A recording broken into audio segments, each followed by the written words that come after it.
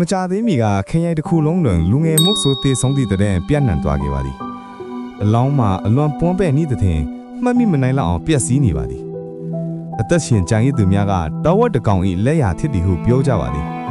ရွာသားများကယုံကြည်နိုင်တော်လဲကျွန်တော်တို့တန်တရာထစ်ဖွယ်ကောင်းပါသည်အတွေ့အကြုံရှိမုတ်ဆိုးနှူဦးသည်တနတ်မားကင်ဆောင်ထားပြီးတောဝက်တကောင်တဲကိုအလွယ်တကူအနိုင်ယူနိုင်ပြီမဟုတ်ပေယနေ့အညတွင်ဤအဓိကသက်သေတမ်းကအမှန်တရားကိုကျွန်တော်ရှာဖွေတွေ့ရှိရမည်အလွန်တိတ်ဆိတ်လာသောယနေ့ညတွင်တခုခုနဲ့ကြုံတွေ့ရမည်ဟုတင်ထင်ပါသလားကျွန်တော်လည်းမသိနိုင်ပါဘူး၎င်းသည်တောဝီဝိညာဉ်များပေါ်တွင်မူတည်ပါတယ်ဆိုတာမှန်ပါသည်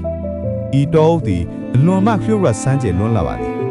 တောရိုင်းတိရစ္ဆာန်များထက်ပို၍ကြောက်စရာကောင်းသောအရာသည်အခြားမြည်သည့်အရာများမဟုတ်ပါမှန်ပါတယ်ကိုကျွန်တော်တခုလောက်ပဲမေးပါရစေထိုညကလူငယ်မှုဆိုဘာဖြစ်သွားအလဲဗျကျွန်တော်ရဲများကိုအရာအလုံးကိုပြောပြပြီးပါသည်ချင်းမယ်မင်းဘာလို့ပိုသေးချင်တာလဲကျွန်တော်ဆက်ဆူတာပါဗျလူငယ်မှုဆိုကအတော်လေးကျွမ်းကျင်တယ်သူ့မှာတနက်တက်လက်ချီတယ်သူဘာလို့တော့ဝက်တကောင်ကအဲ့ဒီလောက်ဝမ်းနဲ့ဝယ်ကောင်းသူ့ကိုယ်သူဝှိရမ်းတက်ရတာလဲကိုဦးကဒီလိုပြောလိုက်ပါတယ်မင်းတခါမှမမြင်ဘူးမင်းမသိနိုင်ဘူးအဲ့ဒါကတာမန်တော်ဝက်မမဟုတ်ဘူးနှဆိုးတကောင်ပဲနှဆိုးဟုတ်လားစိတ်ဝင်စားစရာပဲရွာသားတွေကကိုဝင်းဟာသူ့တငယ်ချင်းကိုစွန့်ပစ်ခဲ့တယ်လို့တိုးတိုးတိတ်တိတ်ကောလာဟာတာတွေပြောနေကြတယ်တချို့ကကိုဝင်းဟာသူ့ကိုတိတ်တိတ်နေဖို့နဲ့တော်ဝဲအဆွေကြီးကိုခိုးဖို့သူ့ကိုတတ်ခဲ့တယ်လို့တောင်ကောလာဟာတာတွေထွက်နေပါတယ်ပါဇက်ပိတ်ထားဘသူကကိုတငယ်ချင်းကိုတတ်မှလဲမင်းမလူရင်ငါ့ကိုအမှန်တိုင်းပြောငါနားထောင်ဖို့အသင့်ပဲဟေးမင်းငါ့ကိုမယုံတော့ဘူးဒါပဲဖြစ်ဘာပဲဖြစ်မင်းသိချင်တော့ငါပြောပြမယ်ကိုတန်းထွန်ကနေစားနေတာသူကခင်အိုင်ကတထေးစီကနေပကူးယိုမှတောထဲမှာအဆွဲတွေနဲ့ဒန်တရာလီလာတောဝက်ကိုအမဲလိုက်ဖို့အလုပ်ရခဲ့တယ်သူကငါ့ကိုပတ်စံနဲ့ဆွေးဆောင်ခဲ့တယ်သူကတငယ်ချင်းဖြစ်ပြီးငါမှပတ်စံပြနေတာကြောင့်ငါသဘောတူခဲ့တယ်ပကူးယိုမှတောကအတော်ဝေးတယ်မဟုတ်လားဘယ်နည်းကြာမလဲ3ရက်ခြေလောက်တွေနာကျင်လာတဲ့အထိလမ်းလျှောက်ခဲ့ကြတယ်ဒါပေမဲ့ကိုတန်းထွန်ကအရန်စိတ်ပိုင်းဆန့်ချက်ဖျန်းနေတာသူပြောတယ်ကျွန်တော်တို့အောင်မြင်ရင်2ယောက်တလုံးတက်တက်လုံးအဆင်ပြေနေပါတက်တက်လုံးအဆင်ပြေမှာလားဒါမှမဟုတ်1ယောက်သေးလားအဲ့ဒါကစဉ်းစားစရာစကားပဲငွေရေးဆိုင်ရာရည်ရွယ်ချက်ကအခုစော့ပြီးပါဝင်လာပြီပကူးရုံမှာတောဒီကင်းမှာပထမဆုံးညဝက်ကလေးတွေနဲ့ဝက်အုပ်တစ်ခုနဲ့ကျွန်တော်တို့တွေ့ခဲ့တယ်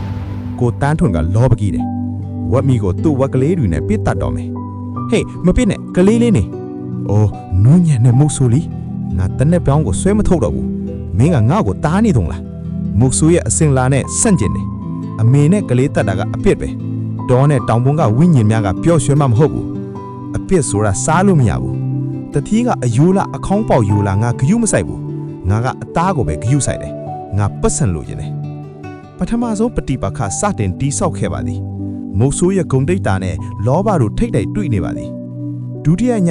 အဲ့ဒီညမှာတောထဲမှာအားလုံးတိတ်ဆိတ်လာပါသည်ကျွန်တော်မှမကောင်းသောခံစားချက်တစ်ခုရှိပါသည်ဟဲ့မင်းဘယ်သွားနေတာလဲစီးမသွားနဲ့မင်းယူသွားလိမ့်မယ်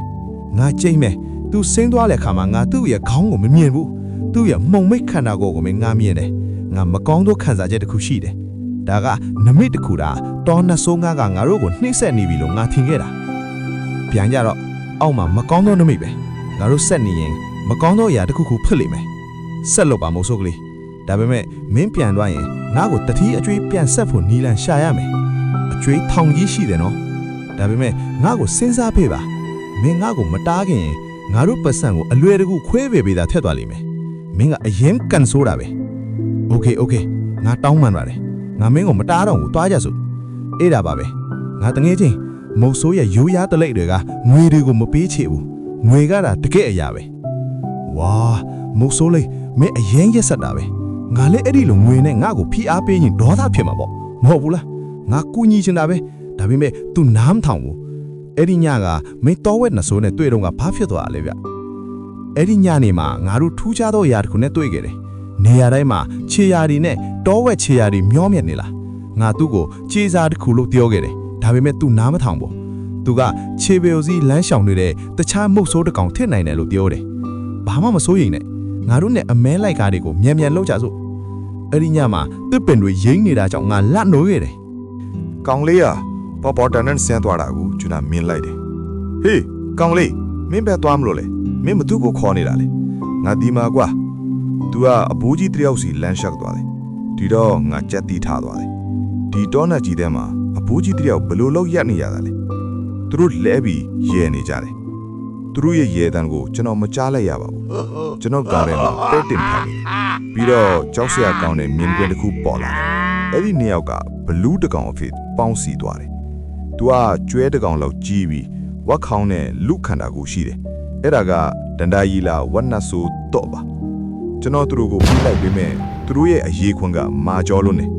ကြီးစံတို့ကထူးဖောက်လို့မရဘူးတစ်ပင်ကျိုးလဲကြတဲ့အထီးပဲကျွန်တော်နိုးလာတော့ဘလူးကြီးကကောင်လေးရဲ့အလောင်းကိုကိုက်ဖြတ်နေတာကိုတွေ့လိုက်ရတယ်အယိုးကြီးကျိုးတဲ့အတန်းကနားကွဲမတတ်ပဲကြောက်ဆုံးရာကကောင်လေးကလုံးဝတေးမသွားသေးဘူးသူလှဲ့ပြီးကျွန်တော်ကိုကြည့်နေတယ်ဒါပေမဲ့ကျွန်တော်သူ့ကိုမကူညီနိုင်ဘူးဆိုတာသိလို့ထပ်ပြေးခဲ့တယ်ဇလန်တစ်ခုလုံးကတော့အဲ့ဒါပဲကျင်းဆိုပါတယ်ငါသူ့ကိုမတတ်ခဲ့ပါဘူးတောဝိညာဉ်တော့ကတတ်ခဲ့တာပြောစရာဇလန်ပဲမဟုတ်လားတရေတွေနှဆိုးတွေနဲ့ပေါင်းစည်းထားတဲ့ခန္ဓာကိုယ်တွေနဲ့ဒါပေမဲ့နှမျောစရာပဲသိပ္ပံပညာကဒီအရာတွေကိုမယုံကြည်ဘူးမဟုတ်လားဟမ်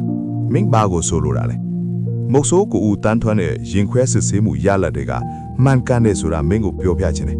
သူကတရိษံနဲ့ဆွဲတွေနှဆိုးလက်တဲ့တွေကြောင့်မတည်ဆုံးဘူးသူ့ရဲ့ဘဲဘက်နားထင်ကိုတနတ်နဲ့ပြစ်ခတ်ခဲ့တယ်အမဲလိုက်ဧရိယာထဲမှာပဲချက်ချင်းတည်ဆုံးသွားတယ်မင်းမြင်ရတဲ့ကက်ရတွေကတည်ပြီးနောက်မှာဖြစ်ပျက်ခဲ့တာတွေပါတရောရော့ကအလောင်းကိုဆွဲချပြီးတောရိုင်းတရိษံတွေကိုစားသုံးခွင့်ပေးလိုက်တယ်ကက်ရတွေလို့ထင်ရအောင်အစိတ်ပိုင်းတချို့ကိုဓားနဲ့တောင်လှီးဖြတ်ထားတယ်တောရိုင်းတရိษံတကောင်ကပတ်လိုက်ပေမဲ့လုံလောက်အောင်မမြင်ဘူးလို့ထင်အောင်လုပ်ထားတယ်မင်းဘာအတိတ်ပဲမရှိတာတွေပြောနေတာလဲ